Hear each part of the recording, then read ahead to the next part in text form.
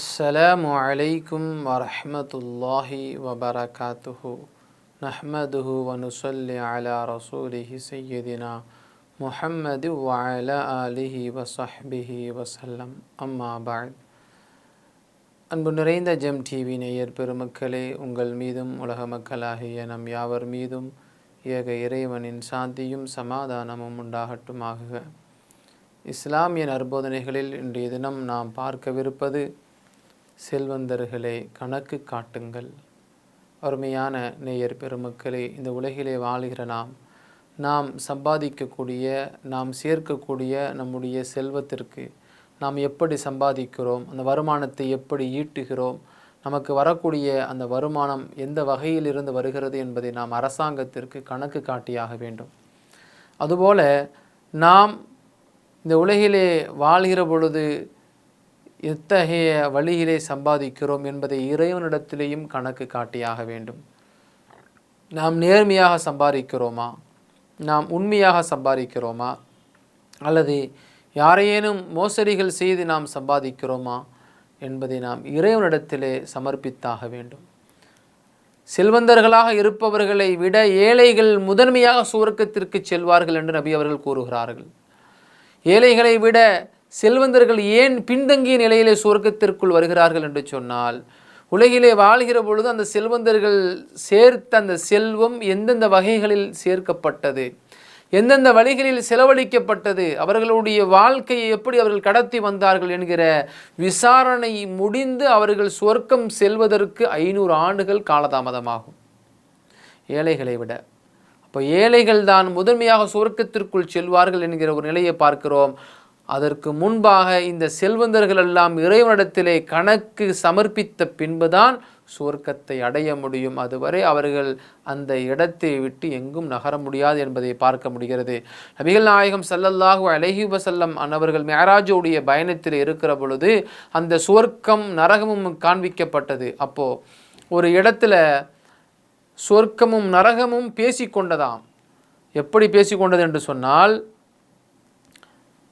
நபிகள் நாயகம் ஸல்லல்லாஹு அலைஹி வஸல்லம் அவர்கள் சொல்லி காட்டுவார்கள், இஹ்தஜ்ஜத்தின் நாரு வல் ஜன்னத்து, சுவர்க்கமும் நரகமும் வாதம் செய்து கொண்டன. ஃபகாலத் ஹாதிஹி யதுகுலுனில் ஜப்பாரூன வல் முதகப்பிரூன, அதாவது அக்கிரமக்காரர்களும் ஆணவம் கொண்டவர்களுமே எனக்குள் நுழைவார்கள் என்று சொன்னது.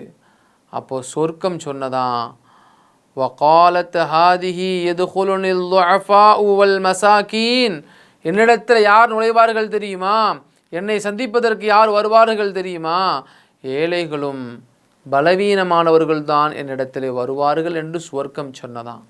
அருமையான பெருமக்களை, கொஞ்சம் யோசித்து பாருங்கள். நாளை மறுமையிலே சுவர்க்கத்திற்கே இது போன்ற விஷயங்கள் இறைவன் அறிவித்து தந்திருக்கிறான். சுவர்க்கத்திற்குள் முதன்மையாக யார் நுழைவார்கள், சுவர்க்கத்திற்குள் முதன்மையாக ஏழை எளிய மக்கள் இந்த உலகிலே வாழ்கிற பொழுது அவர்கள் பட்ட துன்பங்கள், அவர்கள் பட்ட கஷ்டங்கள், இவைகளுக்கு பகரமாக நாளை மறுமையில் முதன்மையாக சுவர்க்கம் சென்ற ஏழைகளும் பலகீனமானவர்களும் இந்த உலகிலே அனுபவிக்காத சுகபோகமான வாழ்க்கையை சுவர்க்கத்திலே அனுபவிக்கிற பாக்கியத்தை இறைவன் ஏற்படுத்துவானாம். நரகத்தில் இந்த உலகத்தில் வாழ்கிற பொழுது யார் அகந்தையோடும் பெருமையோடும் கர்வத்தோடும் யாரெல்லாம் வாழ்ந்தார்களோ அத்தகையவர்களெல்லாம் நரகத்திற்குள் நுழைவார்கள் என்று நரகமே சொன்னதாம். அருமையான பெருமக்களை, கொஞ்சம் யோசித்து பாருங்கள். முஸ்லிம் என்கிற கிதாபிலே பதிவு செய்யப்பட்ட ஒரு அழகான ஒரு செய்தி நமக்கு உதாரணமாக அமைகிறது. இந்த உலகத்தில் நாம் எவ்வளவு பெரிய செல்வந்தனாக வாழ்கிறோம் என்பது பெரிதல்ல.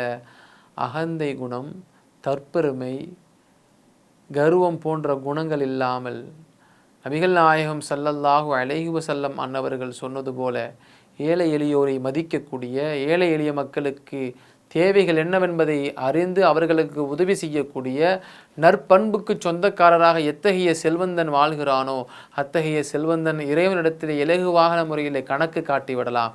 இறைவா, எனக்கு நீ வழங்கிய செல்வத்தை நான் பள்ளிவாசல் கட்டுவதற்காக வேண்டி, மதரசாக்கள் கட்டுவதற்காக வேண்டி, ஏழை எளிய மக்களுடைய கல்விக்காக வேண்டி, ஏழை எளிய மக்களினுடைய திருமணத்திற்காக வேண்டி இப்படி சமுதாயத்திற்கு என்னவெல்லாம் தேவைகள் என்று என்னிடத்தில் கேட்டார்களோ அவர்களுக்கு உண்டான தேவைகளை அறிந்து நான் என்னுடைய செல்வத்திலிருந்து அள்ளி அள்ளி நான் கொடுத்திருக்கிறேன் என்று யாரெல்லாம் நற்காரியங்களுக்காக செலவழிப்பு செய்தார்களோ அவர்கள் இலகுவான முறையில் சொர்க்கம் வந்து விடலாம். ஆனால் எந்த ஒரு மனிதன் கஞ்சத்தனத்தோடு தன்னுடைய குடும்பத்திற்கே செலவழிக்காமல் செல்வம் செல்வம் என்று தன்னுடைய செல்வத்தை மாத்திரமே மையம் கொண்டவனாய் யார் வாழ்கிறானோ அவன் நரகத்திற்கு உரியவனாய் மாறிவிடுவான். நரகம் அவனை எடுத்துக்கொள்ளும் என்று இந்த ஹதீஸிலே பார்க்க முடிகிறது. நரகத்திற்கு உரித்தானவனாய் ஆகிவிடாமல் சுவர்க்க விரும்பக்கூடிய நல்ல அடியார்களில் நாமும் சேருவோம். அல்லாஹ் அதற்கு உதவி செய்வானாக. அஸ்ஸலாமு அலைக்கும் வரஹ்மத்துல்லாஹி வபரகாத்துஹு. இன்ஷா அல்லாஹ் மீண்டும் நாளை சந்திப்போம்.